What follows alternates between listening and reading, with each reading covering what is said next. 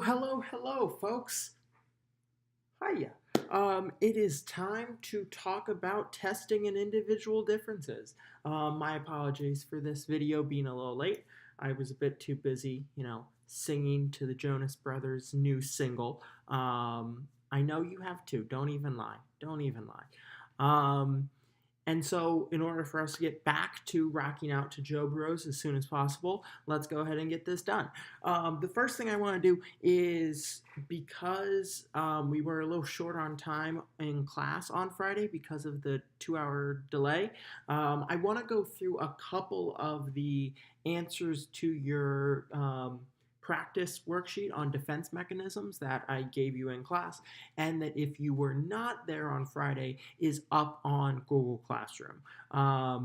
So real quick, let's go through some of those just to make sure you all have a few examples to complete. So number one, even a top baseball player will sometimes strike out on an easy pitch. When this happens, the next action may be to throw the player's bat or hit the water cooler with all of their might. What would this be? This would be displacement, because you are finding another object to sort of like put your aggression into. Number two, soldiers exposed to traumatic experiences in concentration camps during wartime sometimes have amnesia and were unable to recall any part of the ordeal. That would be repression, because they are forgetting about the experience because it's an unwanted memory. Number three, the mother of an unwanted child may feel guilty about not welcoming her child. As a result, she may try to prove her love by becoming overindulgent and overprotective of her child. That would be reactive formation. That's sort of overcompensating. You don't feel the way that you should, so you try and overdo it in the other way. Number four, Mrs. Brown often accuses other women of talking too much and spreading rumors. It's rather obvious to those who know her that she's revealing her own inclinations in that area. That would be projection.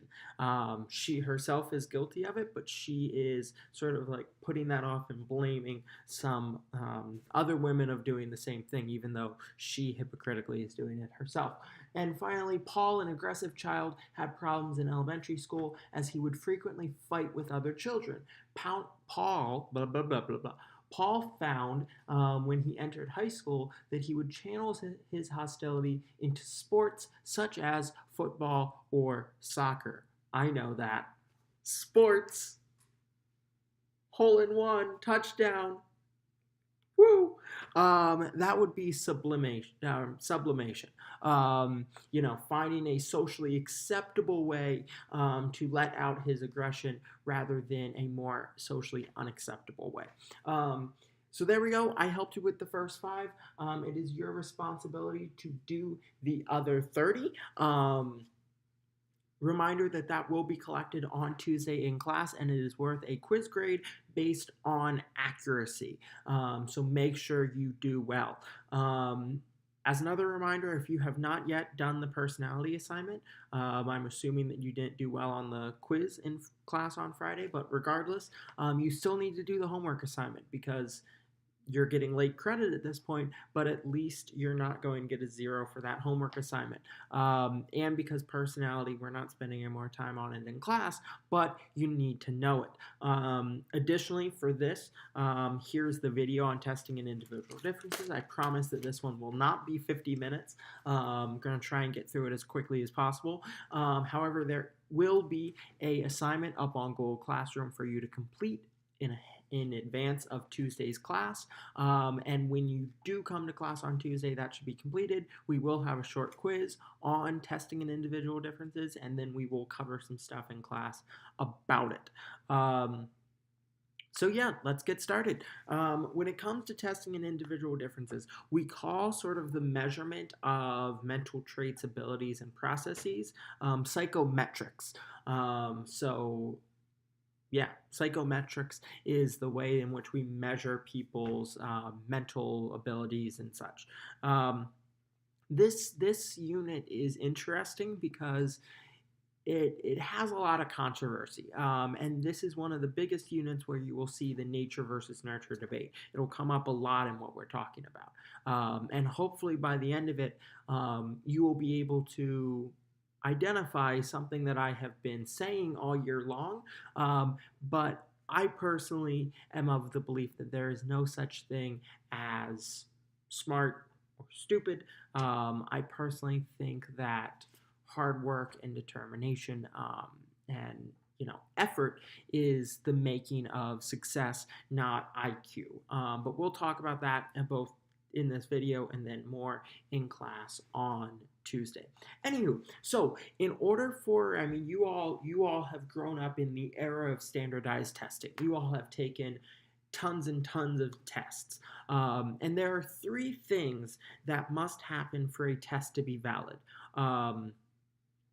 Or for a standardized test to be valid. The first one is standardization. Standardization is a two-part process. The first establishes test norms from test results of a large representative sample, and then the second part is ensuring that the test is administered and scored uniformly for all test takers. So norms are the first part of making a test standardized, is finding the norms from that large representative sample that is taking the test. Anyone who might take the test, a large representative sample of that population. And then with those norms, you then judge the performance of anyone else who subsequently takes that test, who takes the test after that initial sample population. And so, for example, if that's how norms are established for the AP exam. That's how norms are established for the SAT. That's how norms are established for pretty much any standardized test, is the large representative sample, which gives you the idea, all right, this score to this score is basic, this score to this score is proficient, this score to this score is distinguished or advanced, whatever the terminology might be. So standards are used to compare test takers. That's the basis of standardization. And then the big part about standardized testing is the fact that no matter where you take the test, it should be the same experience for everyone. And so the reason why things are so strict when you take tests such as the SAT or for the AP exam, the fact that the teacher actually has to put on a diagram exactly where you sit. They have to read the exact same instructions that everyone in the nation, everyone in the world in some cases, is hearing. Because the idea is that no one, unless you have a specific accommodation, should be receiving a different version of the test. So standardization is the first part of testing. The second part is reliability. I mentioned this in class. So reliability is this idea that we should obtain the same result no matter how many times or where we're taking the test, as long as other variables stay the same, right?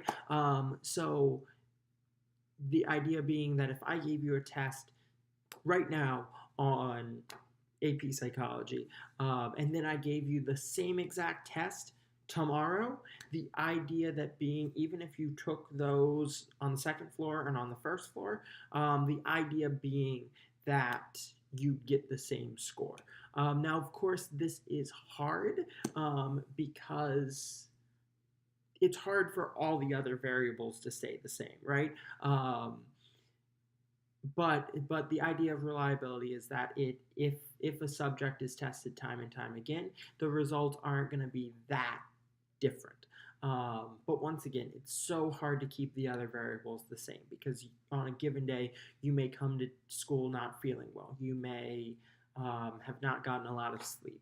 You may have had a great breakfast. You may have not had a great breakfast. So all these things could affect your state while taking the test.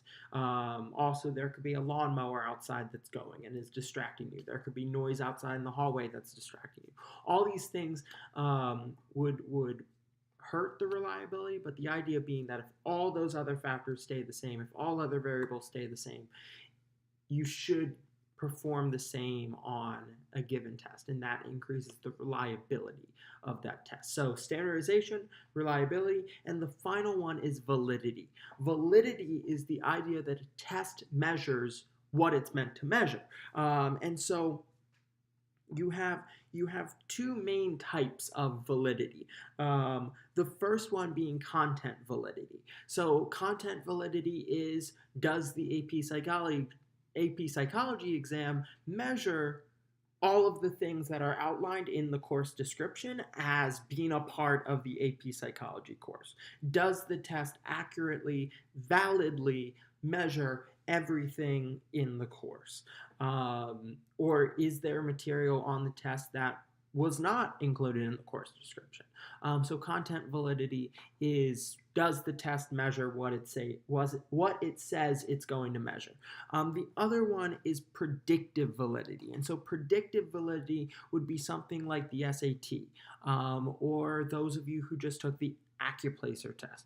Those are tests that have predictive validity. The idea being that performance on this test is supposed to measure some sort of future performance, right? So the idea that your score on the SAT influences success in your first year of college, right? Grades in your first year of college, a very specific measurement. If you do well on this test, grades in the first year of college should be good. Now, of course, there are tons of problems with this. I am personally of the belief that the SAT is very unfair to those who are not from a higher socioeconomic status, and the SAT is not necessarily the most predictively valid test. However, you have many people who would argue differently, that the SAT does support those things. However, you are seeing more schools in attempts to diversify their student body and get students who historically have been excluded from college admissions, trying to attract some of those students, because they realize that those students, if given the proper resources, if given the proper support, can also be successful in college. My school, for example, Bucknell, it just eliminated, or for next year's admissions, it's making SAT and ACT scores optional to report, to try and get more students to apply who might not otherwise apply just because they got a lower score on the SAT. Because I remember a very clear moment during my first year of college where a ton of people on my first year hall were talking about like their SAT scores, and I got this and I got this. I don't even remember what my score is at this point. I could go look it up if I wanted to, but I remember saying, and this didn't make many other people happy, but I remember saying that like I got a much lower score, but I'm getting just as good, if not better, grades than a lot of you right now. So I don't really think the SAT is valid. It didn't get me. Didn't really make me very liked, but regardless, I think it's true that a lot of you are in the process of taking the SAT, or have already taken the SAT, and even though it is important to try your best to do well on, and if you do well on it, like, you should be proud of that. I also want it just to be clear that your whole self-worth should not be tied to any test score. I think that's important to note. And I think that's mainly true on predictive validity tests. Anywho, so content validity is whether a test measures what it says it should. Predictive validity is whether or not it predicts what it says it should. And criteria is just the basis of which that distinction is made. You have three main types of tests. The first type of test are performance tests. La la la la la la la. Kidding, that's not a performance test. Actually, it could be. But performance tests are where you have to do something specific, and the how I made a joke and now I'm off track. Where the idea of what you're being scored on or what you're expected to do on the test is clear. So those are performance tests. There are two main types of performance tests, which are aptitude tests and achievement tests. So aptitude tests predict a person's future performance or assess a person's capacity to learn, while achievement tests are designed to assess what a person has already learned. So first main type of tests are performance tests, and then those break down into aptitude, which is future, or achievement, which is past learning. The second main type of test are observational tests, in which the what you're being measured on isn't necessarily clear, and how you're performing isn't necessarily clear. So, for example, a job interview or some sort of task in which you have to interact in a simulation and you're being observed, you don't necessarily know what the interviewer or what the test proctor is looking for. You're just doing your best to solve whatever task you're doing, and then you're scored accordingly. So observational tests is just more so observing behavior. And there are definitely look-fors, but when you walk into a job interview, you don't really know what is someone going to, what are the exact things someone's looking for. So you just do the best that you can and see how it goes. And then the last one are self-report tests. So we mentioned personality tests in the last unit. Those are self-report tests. We're about to go on to abnormal psychology, and any assessment in which you have to report your own thinking or your own reflection on yourself. That would be a self-reported test. So a lot of testing regarding mental health end up being self-reported tests because you have to report how you feel, right? So if you're taking in college, whenever you went to the health center, you had to take a little couple question survey about your mental health, and you had to report how many times have you felt hopeless, how many times have you felt this, screening for depression and anxiety, things like that. And then depending on how high you rated yourself, the doctor may come in and have a conversation with you about that. But the whole idea being, if you don't report accurately, then the result is going to be skewed, right? And so not necessarily the most reliable testing feature, but a type of test nonetheless.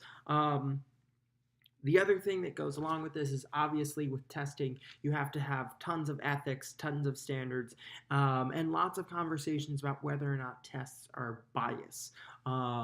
And we'll mention bias a little bit later on. But there are tons of ethics and standards. That whole idea with standardization of making sure that no matter where you are, the test is administered in the same way, because there could be an unfair advantage.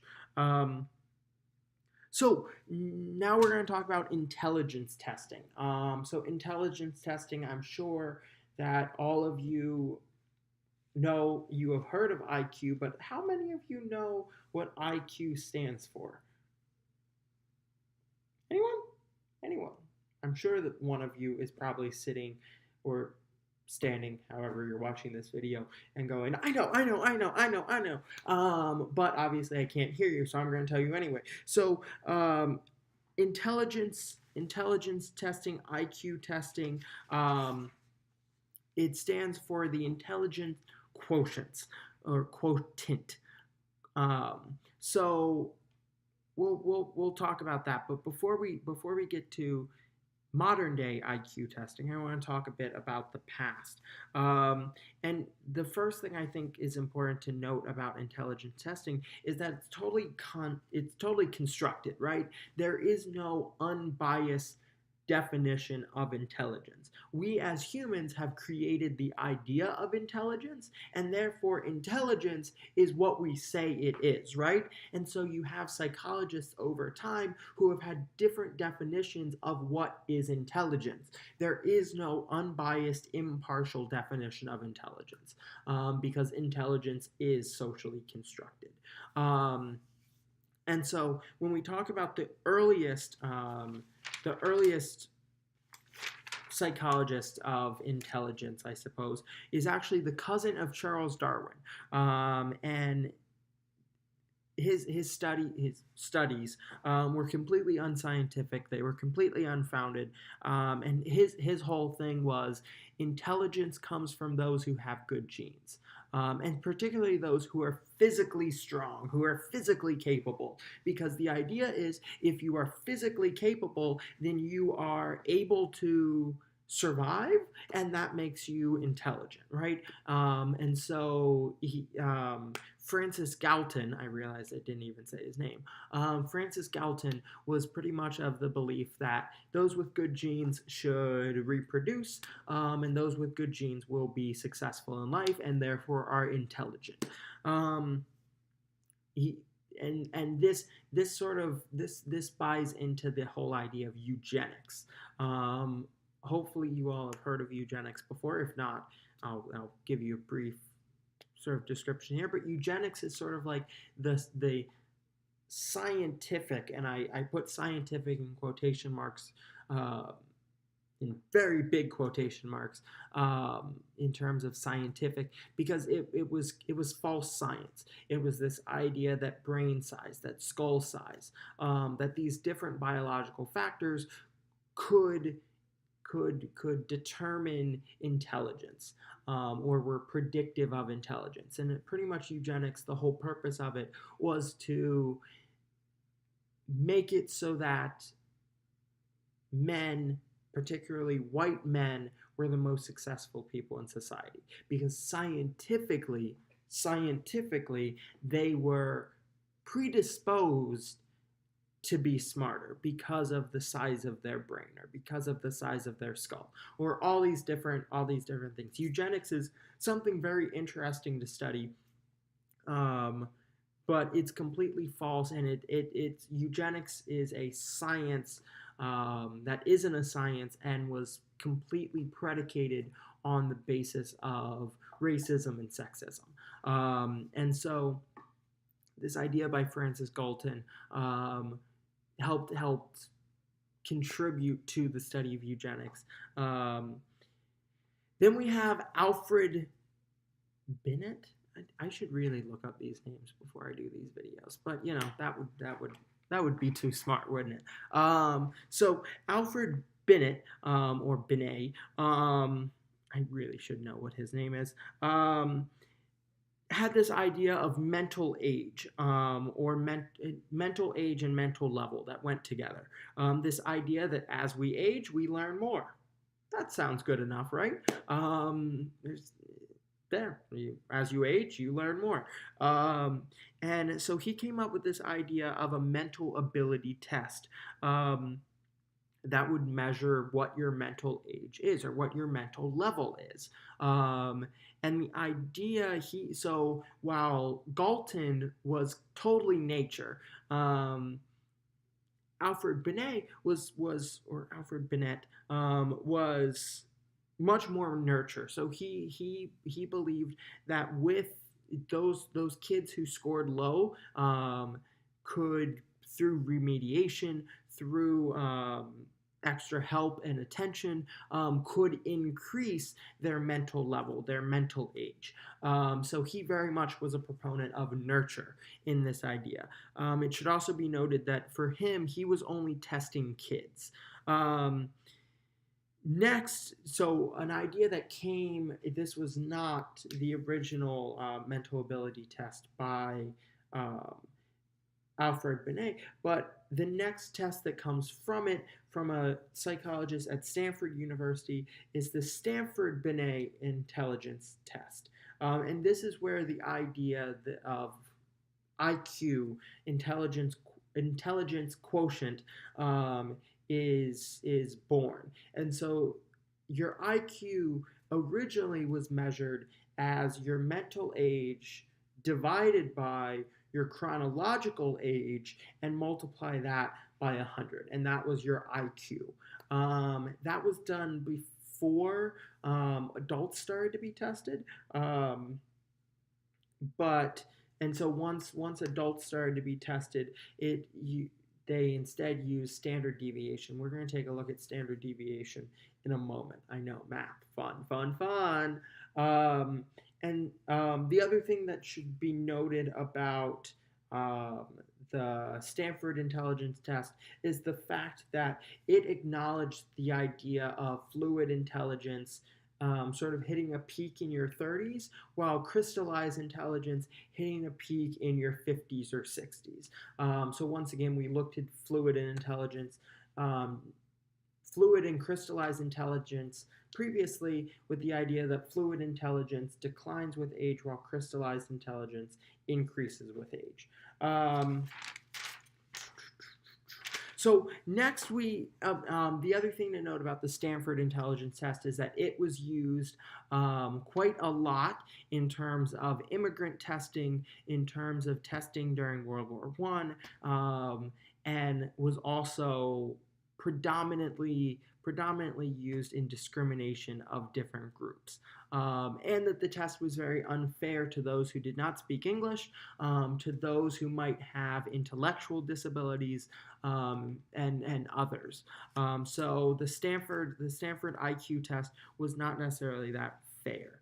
The next one we're going to talk about is the most widely used intelligence test today, and for quite some time, which is the Welcher, Wessler, there we go,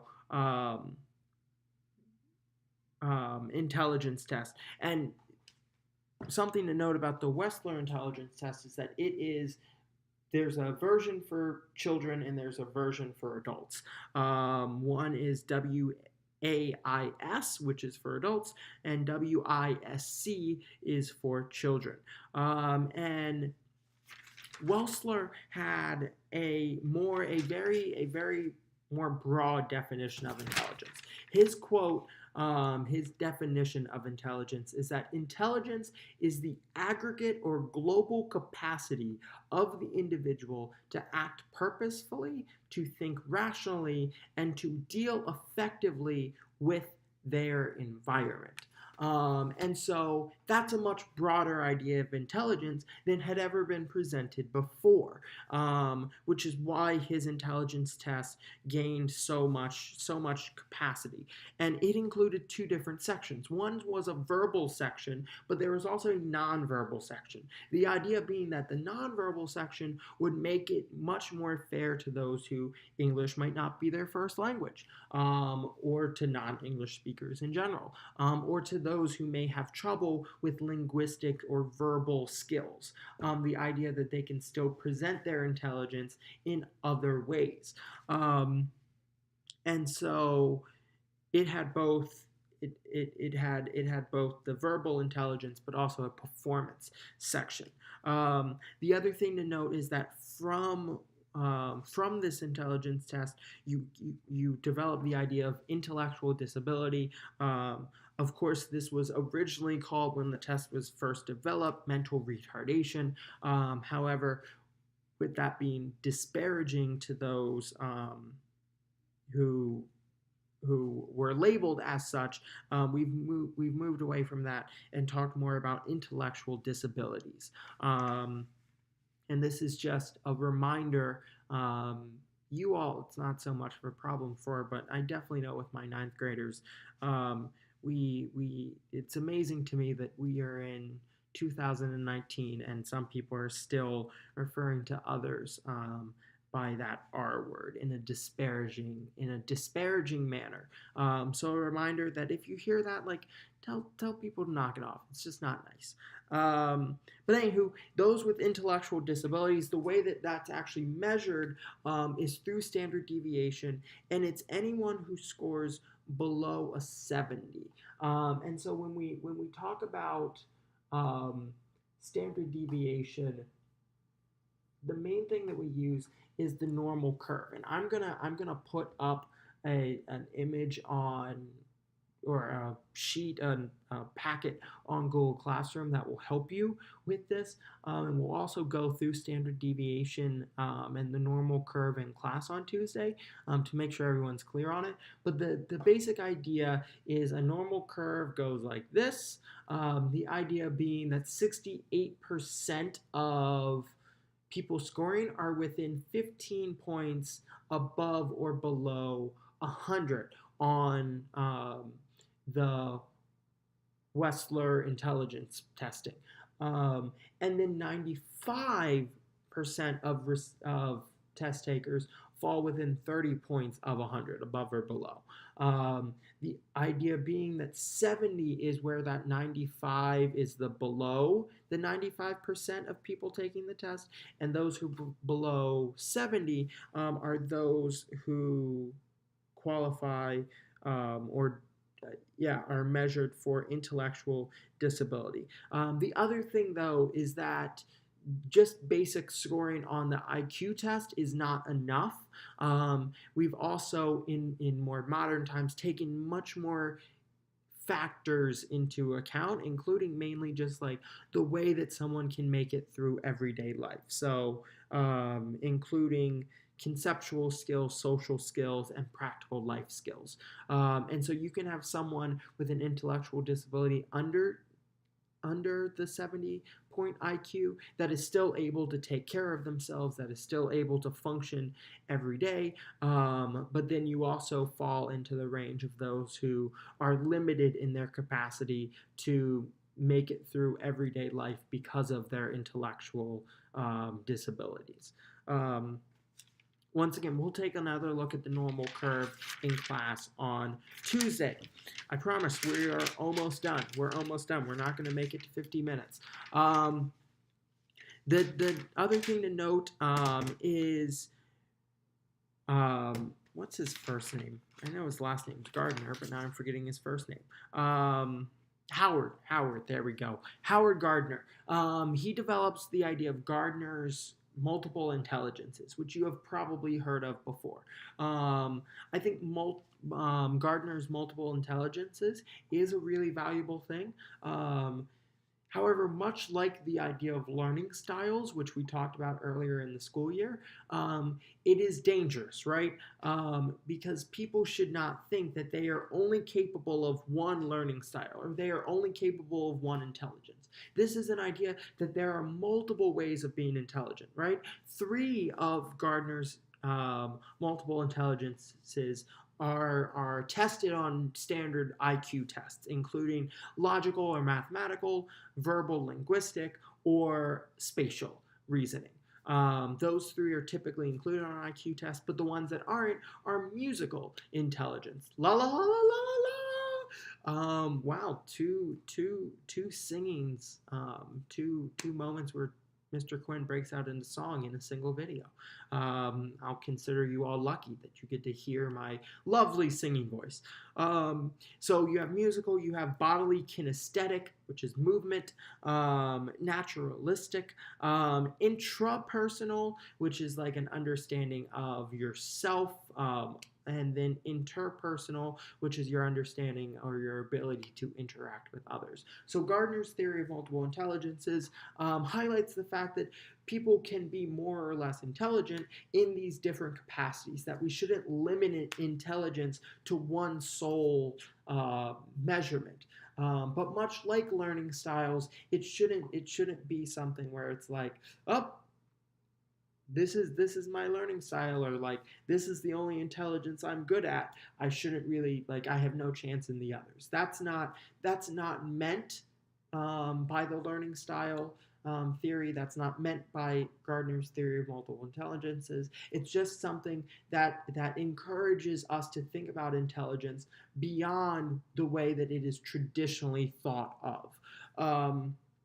And then you have Peter Slavoski and John Mayer, not that John Mayer, who come along later and actually include emotional intelligence as an additional intelligence, adding on to Gardner's theory of multiple intelligences. And actually, something that you will see a lot, or that is gaining a lot of traction in a lot of circles with teenagers in particular, is emotional intelligence, emotional education, and the idea of making sure that students are developing emotional intelligence, developing things like empathy and understanding, and interpersonal skills based upon emotional understanding of yourself and others.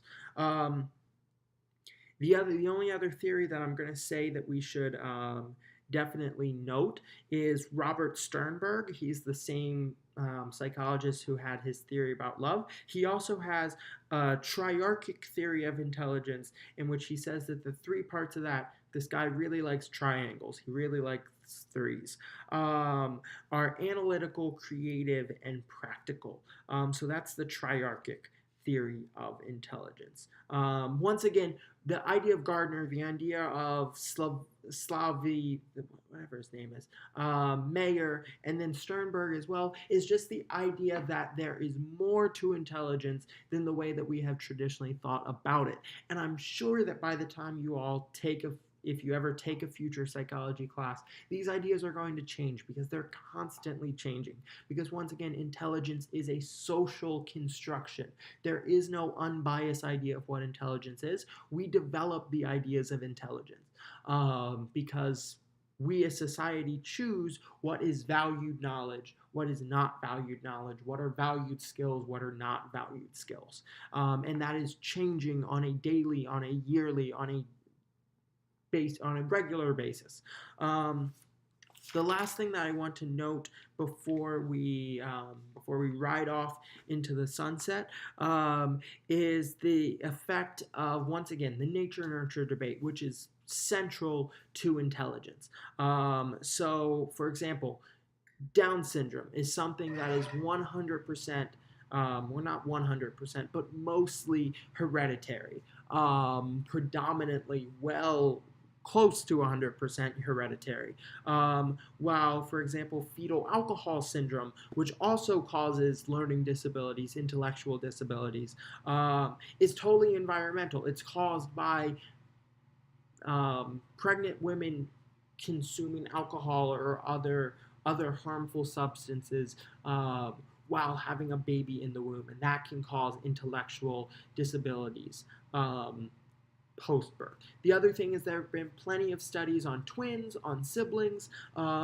Studies of twins, both identical and fraternal, have supported the idea that definitely intelligence is based, at least partly, in biological factors and hereditary factors. That being said, there's also evidence for intelligence being nurtured, being environmental.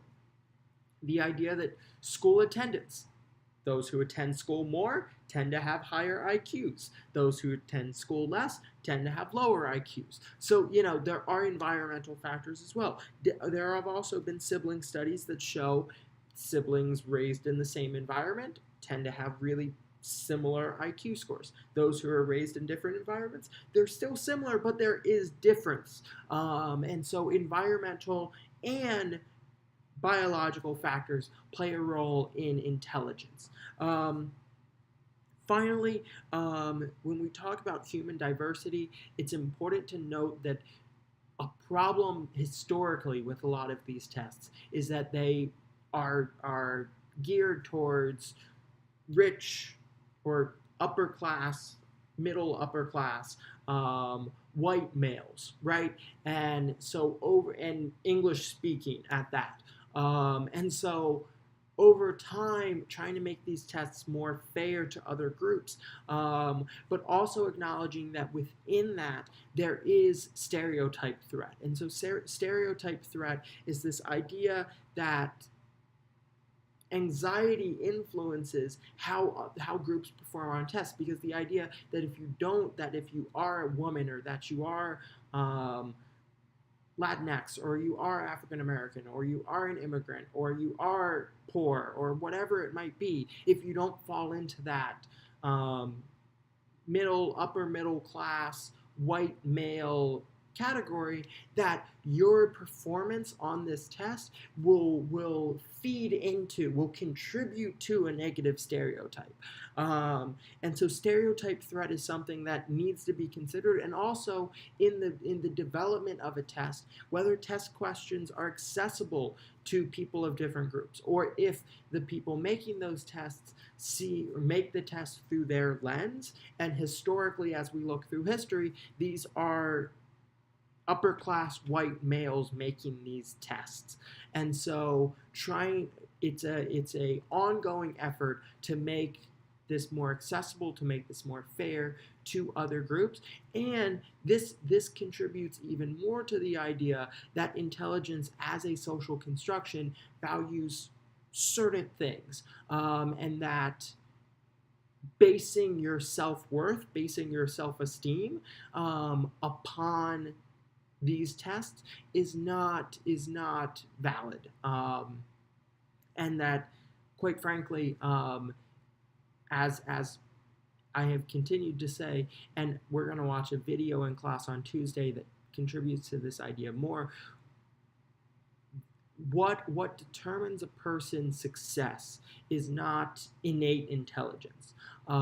It's not even a criteria of intelligence. That can be a contributing factor, but it is not whole. It is not a full picture of the individual. But effort, hard work, and an idea that we're going to once again take a look at a video in terms of grit, is much more, I think, beneficial in predicting future success than intelligence. That being said, intelligence is something that we continue to look at, we continue to research, and we continue to judge future success based off of it. That's not going anywhere. So it's important to know about it. And as is testing. Testing's not going anywhere either. So make sure that you complete the assignment on Google Classroom on testing and individual differences. See, I told you it wouldn't be 50 minutes. This is almost 10 minutes shorter than the last one. Oopsie.